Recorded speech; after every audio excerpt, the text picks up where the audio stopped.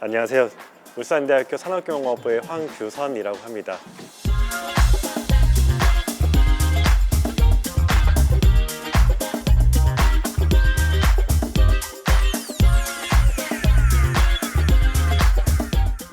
주로 하는 일들은 공장의 생산성을 극대화시킬 수 있도록 생산관리, 그 다음에 요즘에 화두가 되고 있는 스마트 팩토리 고도화에 대해서 연구하고 지역에 있는 기업들과 같이 협업을 하고 있습니다.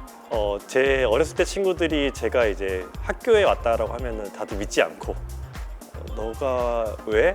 약간 학생들에게 무슨 피해를 주느냐 이렇게 말할 정도로 저는 어떤 연구에 몰입하고 그런 스타일은 아니었었어요. 오히려 제 어렸을 때는 저는 사업가가 되겠다라는 게 꿈이었었고요. 내가 원하는 어떤 아이템을 만들고 그 아이템으로 세상에다가 펼쳐지고 거기에 따라서 돈도 많이 벌고 이런 것들을 꿈꿔왔었거든요. 근데 그런 상황에서 그렇게 살아오다가 학교에 오게 됐는데 학교에서도 다양한 사업들이 있더라고요. 그런 사업들을 내가 하는 게 결국에는 어렸을 때 생각했던 그 사업가를 꿈꿨던 것과 일맥상통하는 것 같아가지고 어렸을 때의 꿈을 저는 이뤘다라고 생각합니다.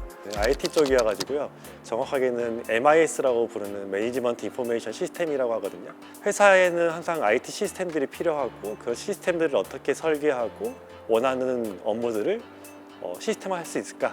그런 것들을 연구하는 학문이었는데 저는 거기에서 더 나아가서 이제 공장 쪽으로 좀 관점을 바꿔서 진행했던 케이스였습니다.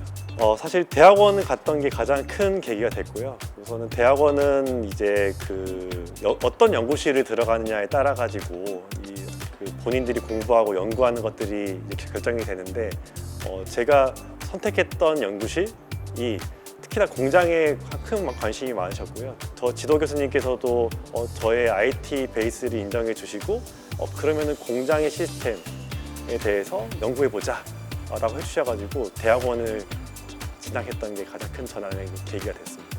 그래서 대학원을 또 이제 여러 연구실, 여러 교수님들과 컨택을 하게 됐는데 저희 지도 교수님께서는 정말 좋으신 분이셨어요. 해가지고 저에게 또 많은 인생의 가르침도 주실 것 같고 공장 시스템에 대해서도 많이 알려주실 것 같아가지고 지원을 하게 됐는데 석사 이제 2년 차가 됐을 때 갑자기 4차 산업혁명이라는 어떤 이런 키워드들이 올라오기 시작했고요.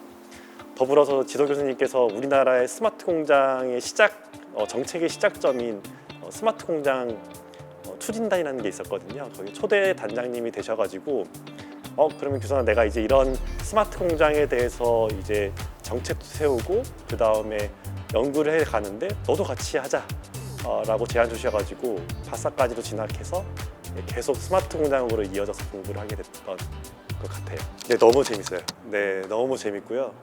아직도 해야 될 일도 많고 그 다음에 기업의 수요도 많고 나아가야 될 방향도 더 보이고 같이 이게 하면 된다라는 것들이 생기는 것들이 많아서 저도 열심히 같이 협업을 하지만 기업에서도 많이 원해하고 있어가지고 정말 다양한 일들 그 일들을 헤쳐나가는 데 있어가지고 생산성이 올라가는 것들이 느껴지니까 그러면서 가장 큰 보람도 느끼고 정신없이 시간을 보내고 있습니다. 네. 사실 저는 울산이라는 곳에 전혀 연구도 없었고 하지만 알고는 있었거든요. 울산은 제조업의 도시다. 그리고 특히나 조선업, 그 다음에 자동차 산업, 화학 산업이 어떤 도시보다 더 밀집되어 있고 이 도시의 생태계가 잘 갖춰졌다는 것들은 알고 있었습니다. 특히나 제조업을 하는 사람의 입장에서는 너무 매력적인 도시이고 매력적인 대학이어서 지원을 하고 오게 됐고요.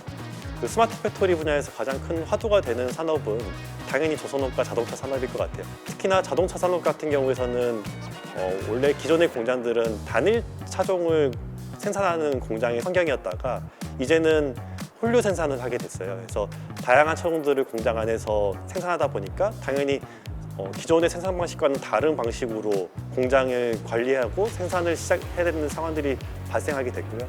조선업은 과거에서는 이제 인력에 의존하는 산업이었었는데 이제는 그런 것들을 벗어나서 데이터 중심으로 가자, 디지털 DX의 프로젝트를 활발하게 이루고 있어가지고 이 모빌리티 산업에서의 생산 방식의 변화, 현대자동차는 e포레스트라고 하거든요. 이런 스마트 팩토리 구축 프로젝트를 현대자동차의 e포레스트와 조선업에서의 어떤 DX 산업 사업이 아주 크게 벌어지고 있는 상황입니다. 갑자기 또 강의를 하게 됐네 또. 이런 스마트 팩토리라는 게 어떤 융합의 기술이기 때문에 전체적인 거시적인 관점으로도 많이 공장을 이해하는 것도 필요하지만 실질적으로 만약에 내가 이런 것들을 구축하겠다 그리고 배워보겠다라고 한다면 결국에는 핵심 기술로 들어갈 수밖에 없거든요. 그래서 만약에 내가 자동화 기술에 관심이 많다 하면 뭐 기계 전기 쪽을 선택하시고 공부를 하셔야 되고요. 나는 이런 스마트 공장 생태계에서 IT 쪽에 관심이 많다 그러면은 IT 쪽에 많이 공부를 하시고 스마트 공장의 생산 시스템을 공부하시면 좋겠고요. 그래서 어쨌든 간에 내가 그 관심 있고 재밌어하는 어떤 분야를 선택하시고 그 분야의 핵심 기술을 공부하시면 결국엔 스마트 팩토리라는 세계에 동참할 수 있게 될 것 같아요. 제 강의가 이제 자동화 기술, 그다음에 정보 기술, 운영 기술로 나눠서 상세한 기술은 설명할 수는 없지만 그래도 이런 기술들이 있다라는 것들은 알려드리는 차원으로 강의가 기획되어 있기 때문에 강의를 들으시면서 내가 관심 있는 기술, 더 관심 있는 요즘의 요소 기술들이 어떤 건지를 파악해 보시고 공부해 보시면서 나에게 맞는 길을 찾아가시면 좋을 것 같다라고 생각이 듭니다. 요즘에 공장에서의 가장 또 관심 사항 중에 하나는 뭐냐면 우리 공장은 어떻게 될 것인가에 대한 미래에 대한 예측이거든요. 시뮬레이션이라고 하는 디지털 트윈 기술을 활용한 생산 시뮬레이션 영역이 많이들 원해하시고 당연히 우리도 미래를 예측하고 싶어하는 것들은 다 각자가 있잖아요. 그런 것처럼 공장도 앞으로의 미래를 예측하고 싶어하는데 그런 쪽에서의 어떤 생산 시뮬레이션 그것들은 결국에는 그 데이터가 올라오는 것들과 맞물려 가지고 디지털 트윈이라고 불리는 환경으로 확장돼서 사용되고 있거든요. 이런 디지털 트윈의 환경이 요즘에 많이 또 화두가 되고 있는 것 같습니다. 스마트 팩토리 세계가 정말 수요가 많고요. 잘된 케이스만 많이 알고 있는데 사실 실제 많은 기업들은 데이터도 올라오지 않고 그 다음에 우리가 배웠던 그런 아름답고 멋있는 기술들이 적용되기 아직 어려운 환경들이 정말 많거든요. 그래서 그런 것들을 해결해가는 것들이 정부도 잘 알고 있고요.